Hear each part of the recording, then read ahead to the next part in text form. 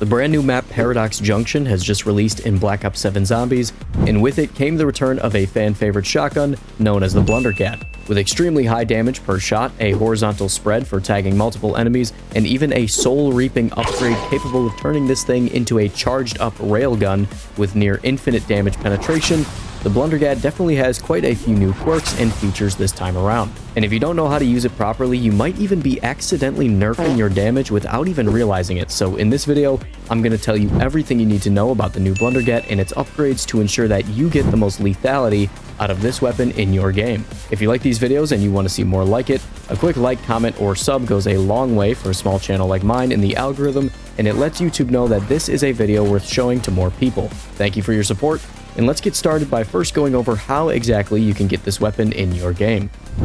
First things first, we get the barrel from these weird looking growths on the walls around the map. You have to feed them zombie souls kind of like the boxes on Origins until they burst and drop loot. Now only one of these growths will actually have the Blundergat part inside of it, but contrary to what many other guides on the internet are saying right now, you don't have to just keep feeding souls to every cyst on the map until you find the one with the part. The specific growth that we are looking for will emit a droning sound that sort of sounds like wind chimes. This sound comes up 3 different times in this quest and is essential for building this wonder weapon, so make sure you have your game volume up loud enough to hear it, and it sounds like this. This sound is our indicator that this specific growth will have the part that we're looking for. Fill it with souls by killing zombies near it until it drops the barrel for the Blundergat, and then make sure you pick it up off the ground. Next up, we're going to get the hammer for the Blundergat. For this, first you'll have to ensure that you are on the destroyed version of Nuketown, and if you are, you need to run upstairs to the 2nd floor of the yellow house, look at this desk right here, and then grab the vial right here. Then run across the street to the kitchen of the greenhouse and interact with the sink right here to fill it with this bubbling liquid. Make sure you interact twice here, once to fill the sink with the bubbles, and then again to fill up the vial. You can check if you did it right by opening the scoreboard and ensuring that the picture of your vial is green and not empty. Now we have to run around the map and go up to all of the different mannequins in destroyed Nuketown and listen for that chime sound once again. One of the mannequins with a head on the map will be emitting that same chime sound from before, and once you find the right one, simply remember where exactly that mannequin is, as it will be important later. Really quick thing to note here though, this step can glitch out and the correct mannequin straight up might just not make a sound at all. This actually happened to me in the background footage you're watching right now, but I'm glad it did because now I can tell you guys that you don't have to end your game or quit or anything like that. Simply just use the vial 3 times on 3 random mannequins that have heads in the non-destroyed Nuketown, as now it's basically just trial and error. If you don't get it right on your first 3 guesses, you can try again by going back to the sink in destroyed Nuketown, refilling the vial, and getting another 3 chances. As you can see in this footage, I just completely guess on these 3 mannequins, and thankfully the 3rd one in the backyard was actually the correct one. Hopefully this glitch doesn't happen to you, but if it does, it's not the end of the world. You just have to go through some trial and error until you get the right one. Now before we leave destroyed Nuketown, there is one last thing we have to do here. In various locations around the map, there is a black goo on the wall that kind of looks like that stuff from Stranger Things. Here are the 3 locations that I've found so far. One of these black goos in your game will be making that chime sound once again. When you find the specific black goo that is making the chime sound in your game, once again, just simply remember where exactly it is located. Now that we have our 2 locations memorized, let's use this temporal rift right here to time travel back to the non-destroyed version of Nuketown. Now, if you were lucky enough to get all of these previous steps done before like round 5 or 6, this rift right here might just say recharging and won't let you use it. If that's the case, you do have to get to like at least round 5, 6, maybe even 7 until the first Rad Hound round spawns. Once you complete that round, then it'll just automatically teleport you to the not destroyed Nuketown. Once we're here, you need to first run back upstairs in the yellow house, and right here on the bottom shelf next to the main window, there will be a glass bottle of sealant. Simply interact with it and pick it up. Now, if your game wasn't glitched like mine was, head over to the specific mannequin location you memorized earlier. Now, all you have to do is interact with that mannequin to pour the vial of liquid onto the mannequin's head. Next, head over to that other location where you remembered the chiming black goo on the wall was, and it should just be a clean blank wall. Throw a grenade or use an explosive weapon like the ray gun on the spot where the goo was to blow open a hole in the wall. Now you will get a voice line and there won't really be anything to interact with in that hole in the wall, but don't worry, there's not supposed to be anything there, just not yet.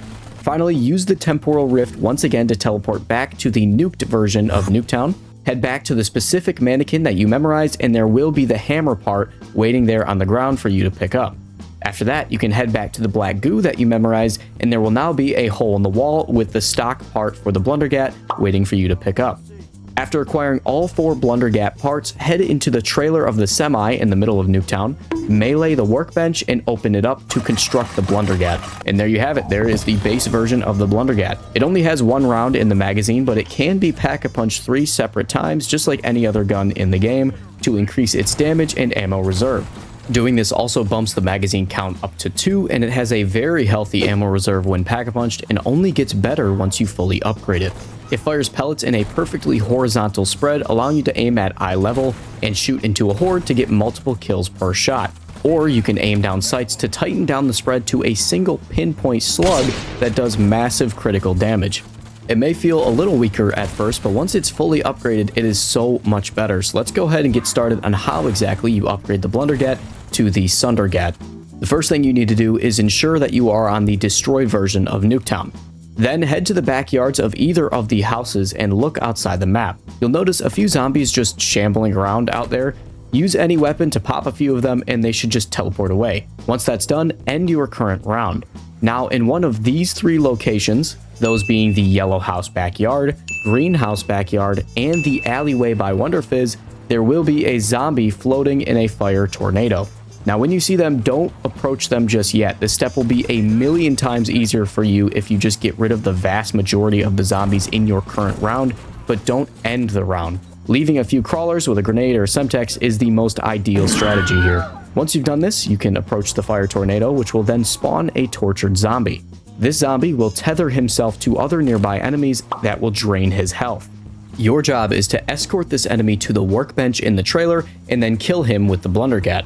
You'll know you did it correctly if you see this blue soul fly into the table and then charge this little device. Now you can just simply end your round if you haven't yet already, and basically repeat this process exactly the same way again. Shoot the walkers outside the map, flip the round, find the tornado zombie, make some crawlers or walkers so he doesn't tether to too many enemies, and then kill him with the Blundergat at the workbench. Now that you've done this twice, repeat the process one final time, except this time, the tortured zombie will actually be a tortured mimic. The process and strategy is still the exact same though. Bring him to the bench and kill him with the Blundergat to charge the workbench. Finally, after finishing the tortured mimic, now we need to use the temporal rift to teleport back to the normal version of Nuketown. Once you're here, walk up to the workbench, melee it, and place your Blundergat inside. It will then close with the gat inside, and now you'll need to hit the temporal rift one last time to travel back to the future. Once you're back in destroyed Nuketown, walk up to the workbench, melee it, and your brand new upgraded Sundergat will be waiting inside. The Sundergat has 4 rounds per magazine when packed in a hefty 160 rounds in reserve ammo. It also causes the souls to be literally ripped away from the enemy's bodies, but unfortunately this seems to be purely cosmetic and doesn't actually change anything about the weapon's performance. What has changed though is that it now has 2 separate firing modes. A simple tap of the trigger will function the same as it did before, dealing big damage in a wide horizontal spread, while also retaining the pinpoint accuracy of aiming down sights. Though the sound is actually way cooler now, listen. This firing mode has the highest DPS as it can be spammed 4 times in a row in very quick succession. Though the second and new firing mode is by far the most effective way to use this weapon against large hordes of enemies. Holding down the trigger will now charge this weapon. You'll know when the charging process is complete as the weapon will make a sound and the barrel will faintly flash like this. Letting go of the trigger will cause the weapon to shoot a single extremely high damage railgun shot in a straight line directly in front of you with a very thick beam, dealing extreme damage to anything in front of you with effectively infinite damage penetration. This charge shot also uses 2 extra reserve ammo in addition to the 1 round in your magazine required to fire it. It also seems to have some sort of bullet ricochet effect, as in these clips, for a very quick second if you look closely, you can see these red bullet tracers fly out from the point of impact in various directions and actually hit other targets that are outside of the beam's area of effect. This shot, when used correctly, can get you upwards of 20 to 25 zombie eliminations with only 3 rounds of ammo, making the Sundergat extremely ammo efficient. Though there is a very interesting quirk here that you do need to be aware of to get the most lethality out of this weapon, and if you mess it up, it will actually make the Sundergat so much worse. When you are charging up the railgun shot, do not, and I repeat, do not hold the charge for longer than the weapon indicates. If you ignore the sound in the muzzle flash telling you exactly when to release the trigger and you just keep charging it, it will actually decrease your damage and damage penetration. Overcharging it for even just a few seconds after the flash will cause this weapon to get a measly like 2 to 5 eliminations rather than the 20 to 25 that it's actually supposed to be getting. The weapon will sort of cycle the charge as you continue holding it, so if you do miss the first sound and muzzle flash indicator, you can actually keep holding the charge until it indicates again that it's ready to fire, in which case you should release the trigger as soon as possible to get the most damage. This is a very subtle quirk and something that's very easy to miss that can make this weapon feel very inconsistent and even downright terrible if you're unaware of it. Just make sure you release the shot exactly when the sound and the muzzle flash indicates to ensure that you get max damage every single time. Another way to increase this weapon's effectiveness is to ensure that you are training the zombies the correct way.